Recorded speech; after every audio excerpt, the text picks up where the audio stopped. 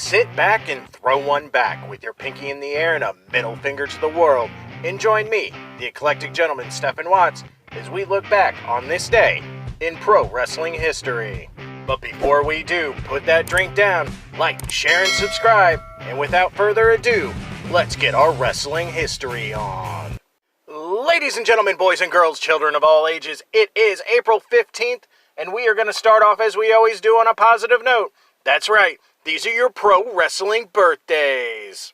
1954, the Professor Mike Tenay. 1955, the luchador known as Tony R.C. 1975, independent wrestling veteran Paul E. Normus. 1978, the greatest man that ever lived, Austin Aries. And last but not least, UK talent Clint Majera. And we're going to keep the positivity train going. That's right, these are your pro wrestling history highlights for April 15th. Jumping in our Wayback Machine and going all the way to 1925, Stanulus Zbyszko defeats Wayne Munn to win the World Heavyweight title in Philadelphia, Pennsylvania.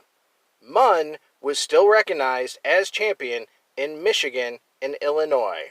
1933, Billy Meeks defeats Joe Dawson to win the Australian Heavyweight title in Brisbane, Australia, beginning his third reign. 1943, John Catan defeats Yvonne Robert for the Montreal World Heavyweight title in Montreal, Quebec. 1946, Danny McShane defeats Ernie Peluso in Hollywood, California to win his sixth World Light Heavyweight title. 1958, Fritz Von Erich defeats Bull Curry for the NWA Texas Brass Knuckles title in Dallas, Texas. Staying in 1958, Billy Joyce defeats Gordon Nelson to win the British Heavyweight title in London, England. Bert Asarati had been stripped of the title earlier in the year.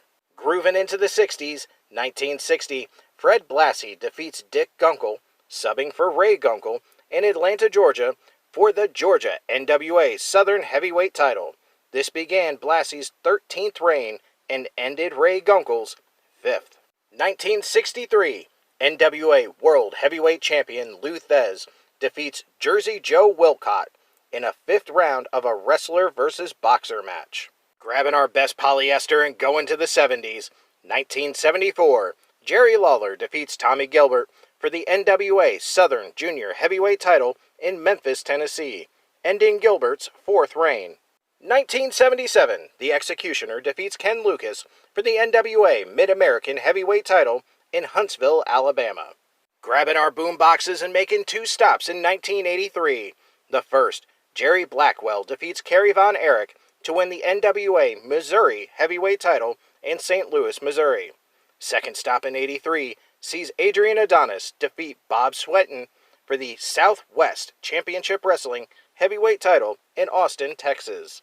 Making 2 stops in 1989. The first one, Invader One defeats Abdul the Butcher for the WWC North American Heavyweight title in Puerto Rico, ending Abdullah's 2nd reign. Second stop in 89 sees the Grappler, Len Denton, defeat Carl Styles to win his 6th NWA Pacific Northwest Heavyweight title in Portland, Oregon. Grabbing our flannels and going to the decade of grunge. 1991, the WWF taped the 29th edition of Saturday Night's Main Event at the Civic Auditorium in Omaha, Nebraska. The show aired on April 27th on NBC and earned a 7.7 rating.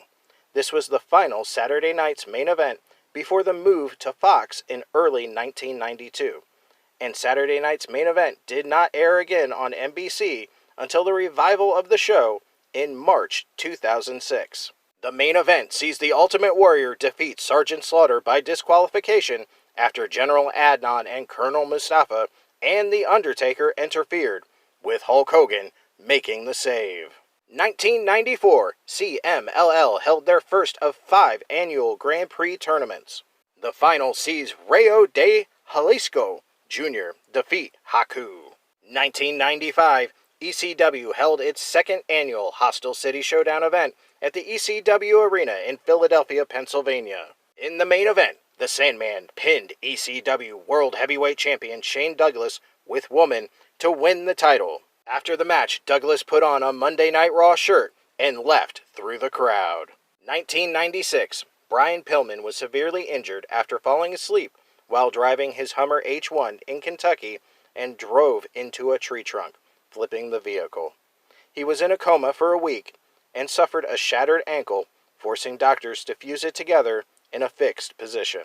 All right, we're not going to end on a sad note. 1996, Samantha defeats Miss Texas, a.k.a. Jackie Moore, to win the USWA Women's title in Memphis, Tennessee, ending Miss Texas's 13th reign. Those were your pro wrestling history highlights for April 15th. I'm the Eclectic Gentleman, Stephen Watts, and we'll see you tomorrow.